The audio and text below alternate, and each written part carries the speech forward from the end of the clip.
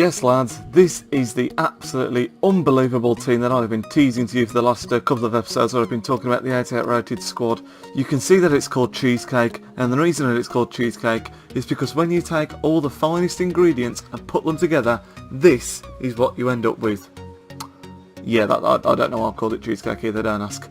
But yes, this team is absolutely unbelievable rating. Once you can see, 88 rated team, 100 chemistry. We're going to look through some of the players because there's a lot of players here that I've not used before. But before we even get to the defence, look at that goddamn top three. Absolutely unreal. But anyway, we are going to start at the back. Manuel Neuer, 90 rated, 177k, cost me the best goalkeeper on the game, I believe. Perhaps excluding Legends.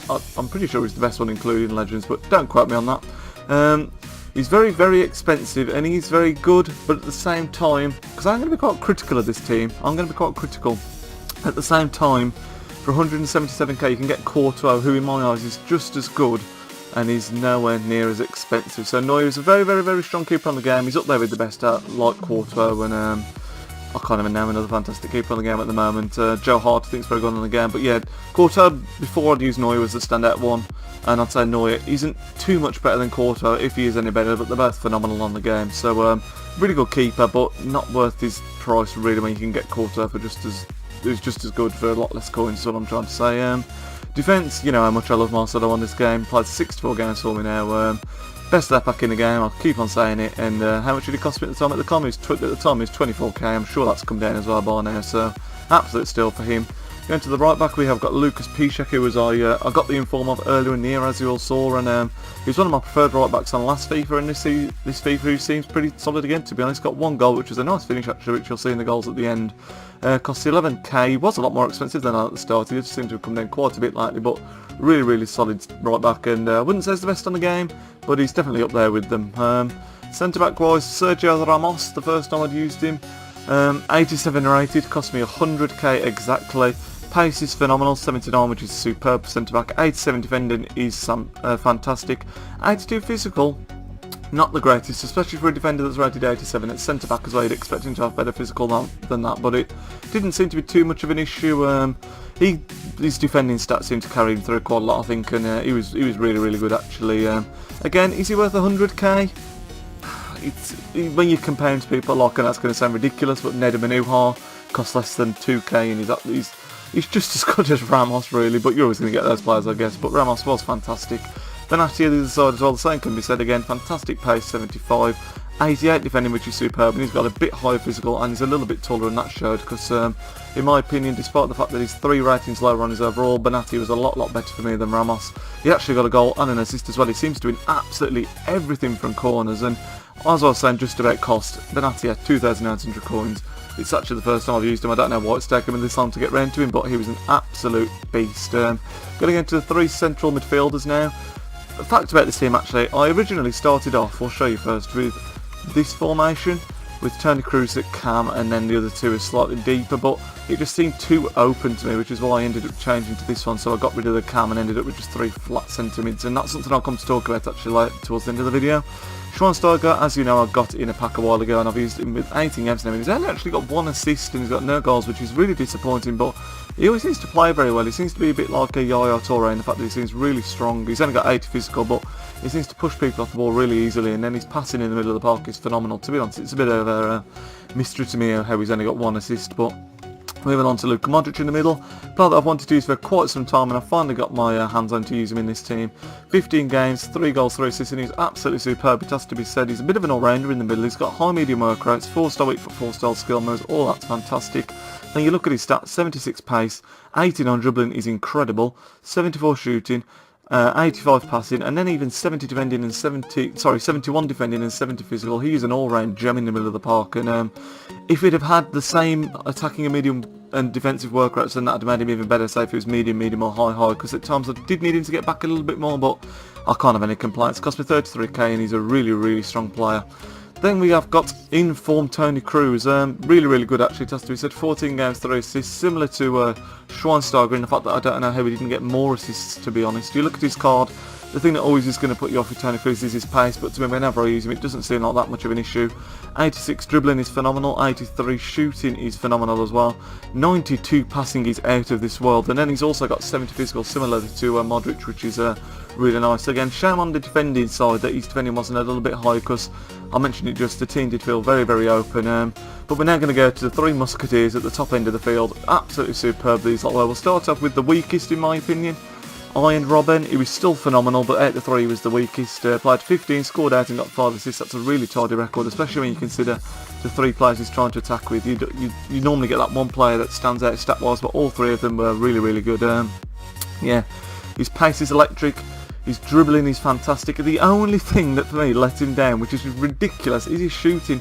I've cut inside so many times, and you'd think you get there with Robben on his left foot, you want to just finesse it into the top bin, and it just like hit. Oh, so many times I hit the post or the keeper made if I not make a phenomenal save, and it's just like get in the goddamn net.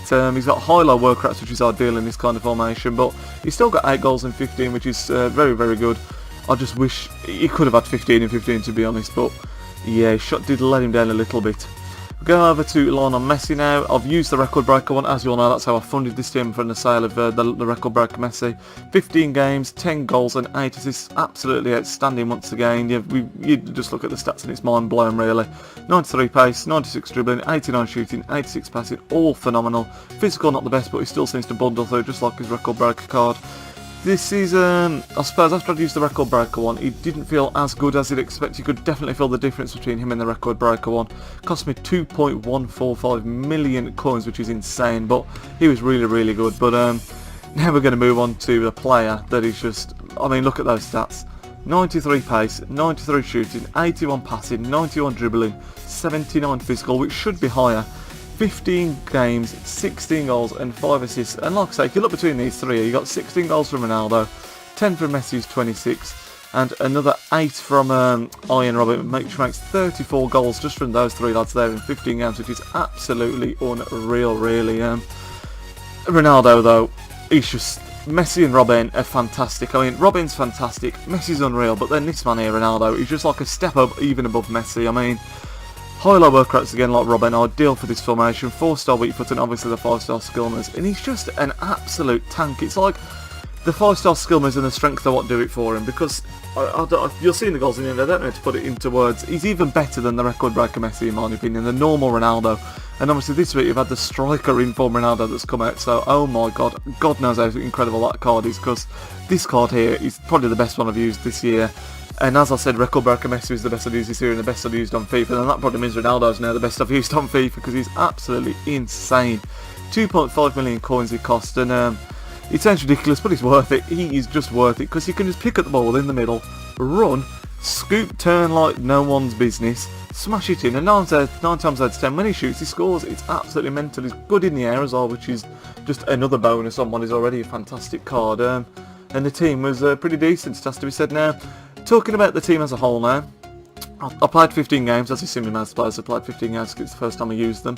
I think I won 13, I did lose a couple, which is a bit disappointing, I'm not going to lie, because when you've got a team like this you're going to think you're going to be dominating everyone, but it still happens, like you get with some games where you have a lot more shots than someone has 3 shots, scores 3 goals, and it's like, hell of a loss that game. That still happened for me in this team.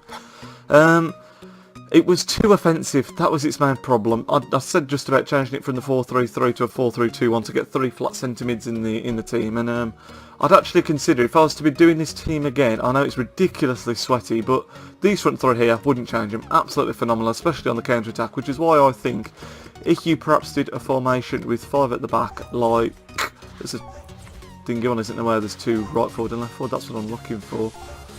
Or was there not? Oh, sure there was a, it would have to be this one then, wouldn't it? It'd have to be the 5-2-2-1.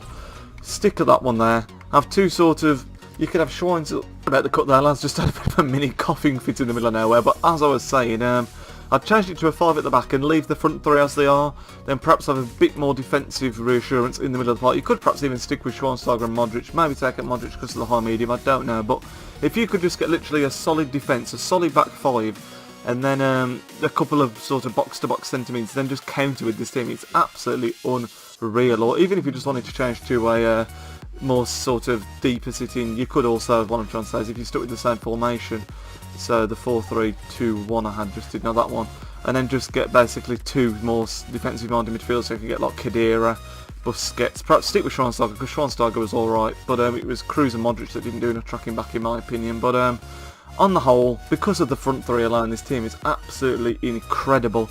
I'm going to show you some goals now. I had to actually take away a lot of the goals because there were so many I couldn't fit them into one montage at the end, and it does end up being a bit of a long montage even still, because some of the goals from Ronaldo in particular, where he just picked up the ball and ran through, were unreal. But I hope you enjoyed this video. Please leave a like to the on the video to show your support for the channel and show if you enjoyed the video, and subscribe if you've not already. As you saw in the last video, we have now going to have 100 subscribers, so thank you once again for that. It's absolutely fantastic, and I will speak to you in the next video, which I think is going to be a career mode video, because it feels like a long time since we've done a Leicester City career mode. It's probably not, but it feels like a long time to me, so that's probably going to be the next thing you're going to see after this. I will speak to you there, lads. Nidge out.